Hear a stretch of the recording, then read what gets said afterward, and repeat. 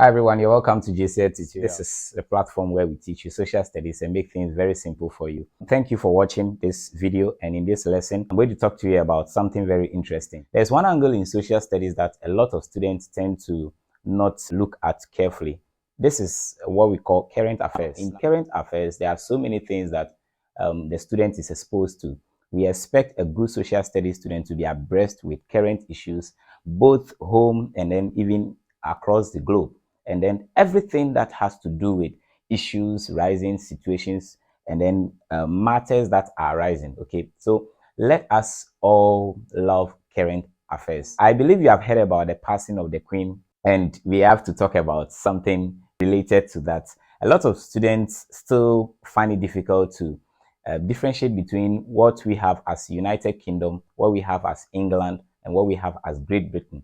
Okay, so these three countries or names, we are going to try to understand what they mean and why some people try to use them interchangeably. All right, if you have not subscribed to my channel, the subscription button is there. Just scroll down and make sure you subscribe. You'll take your pens and pencil, your jotters, and make sure you make a lot of notes from this particular lesson. It's going to be short. Now, the confusion about whether Great Britain is the same as the United Kingdom or whatever, and then England comes in, then it makes the whole thing very complex to understand.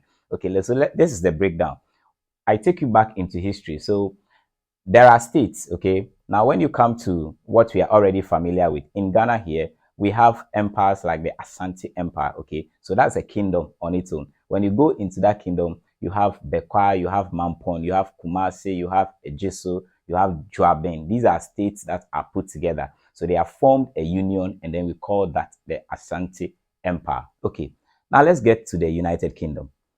When you look at the United Kingdom, it also operates like the empire. Okay, it's just a union of states. Now, why do we have United Kingdom and why do we have Great Britain? So this is a good question. Now let me help you understand this.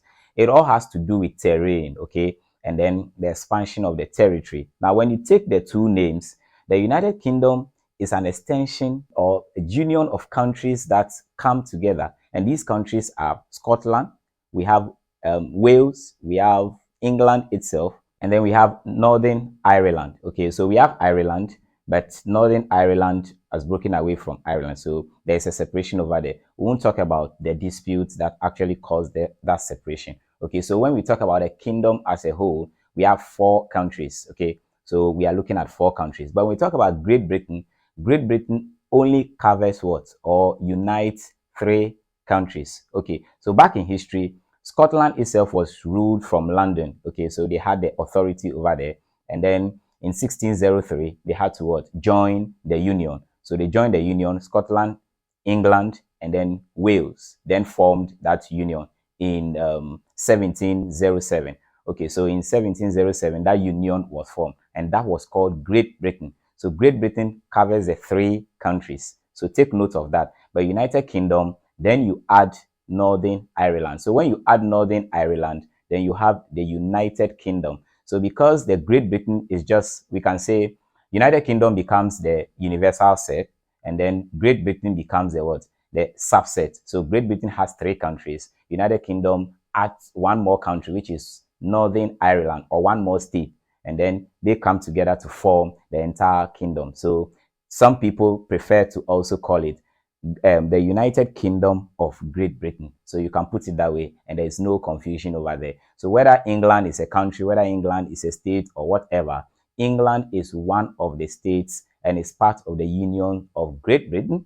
And at the same time, you have England as part of the United Kingdom. So when somebody tells you, okay, I'm traveling to the United Kingdom, you need to find out the state that the person is going to. Is it going to Wales? Is it going to Northern Ireland? Is the person going to Scotland or England? Okay, so these 4 countries are there. So these 4 countries actually are associated with some other countries. So when we have the queen as a monarch, monarchy has a kingship or the queenship system.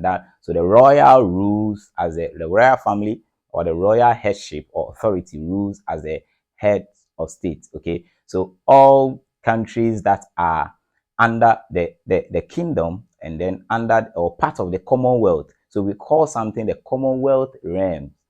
So currently, we have a lot of countries that are members, over 50 countries that are part of the Commonwealth as an international body or organization or association. But when we talk about the countries that are still having their head of state as the monarch, or so we have the king now. Okay, so the king is the monarch, and that's the third. You realize that in the realm there are 15 countries. So there are 15 countries. That means that when you take UK or United Kingdom, you put United Kingdom aside, or Great Britain, there are other 14 countries. Okay, 14 countries, of which Jamaica is part, St. Kitts and Nevis, they are there. And then we have Canada itself. Okay, so they see the king as their head of state. When you go to those countries, then you find their head of government over there. So they operate, so they have autonomy and they can operate on their own, make laws for their country and decide on whatever they have to do. But they still regard the king as the head of state. So this is how the monarchical system operates.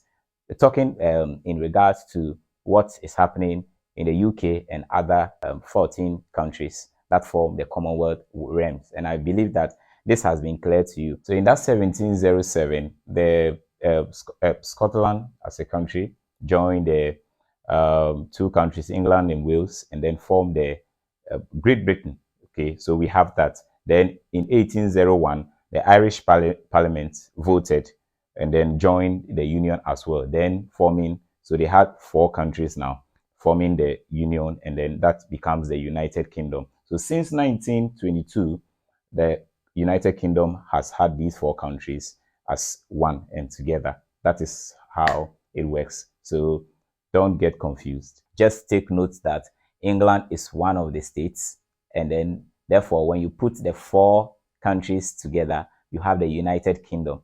When you take Northern Ireland out, you have just Great Britain. So that is how it works, and there's nothing difficult about it. I believe this has been made clear to you, and you know how to use these names very carefully and also appropriately. Yeah, thank you for watching GCL tutorials. I'll come your way with other interesting lessons, and be safe out there.